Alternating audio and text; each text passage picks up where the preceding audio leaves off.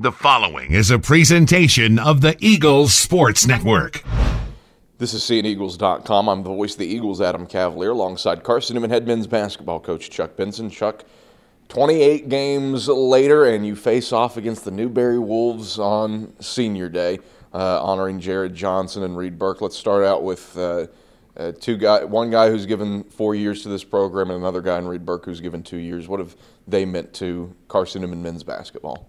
Well, we brought Reed in here sort of late in the deal. We had some needs there summer before last, and we found Reed. He's come in here and been a guy that's been about the team, about what we're trying to accomplish, and he's been a part of success. I mean, last year as a junior, he was involved in it and participated with the team that made the NCAA tournament and finished runner-up.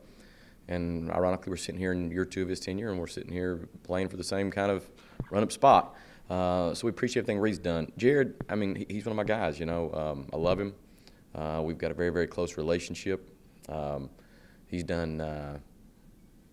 really, really bought in completely, and believes what we're doing completely, and has tried his best to be a leader this year, despite dealing with injury after injury, and has really had unfortunately for him, sort of a challenging senior season.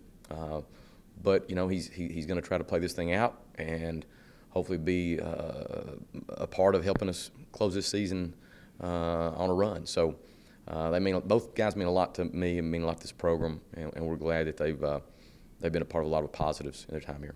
Get the mushy stuff out of the way, and there is still a lot on the line on Saturday. Yeah.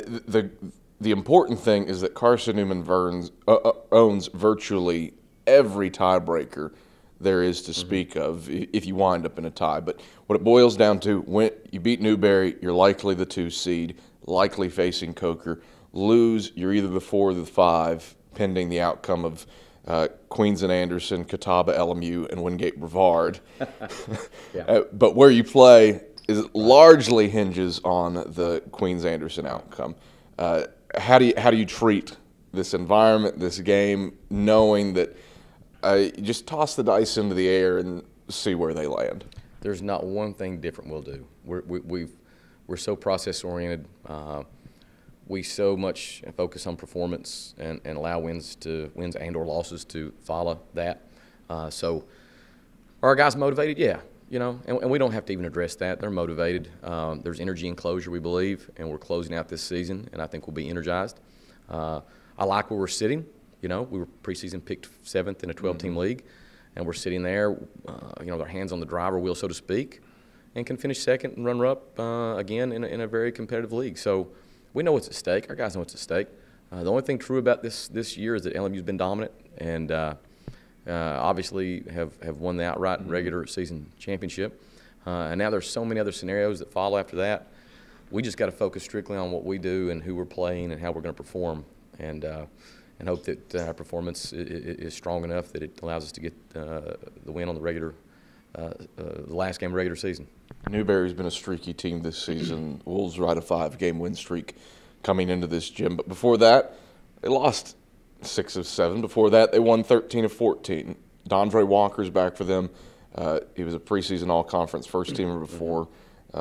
Injuries, much like Jared Johnson, kind of hampered his senior season. What does he add into the fray, him being active and evidently very quickly shaking off the injury bug with 18 points and a 24-point win over Wingate? I thought going into this year he was arguably going to end up being the player of the year in this league. So him jumping right back in and being effective doesn't shock me at all. 6'5", long, athletic perimeter player that can shoot it, can drive it, can post you.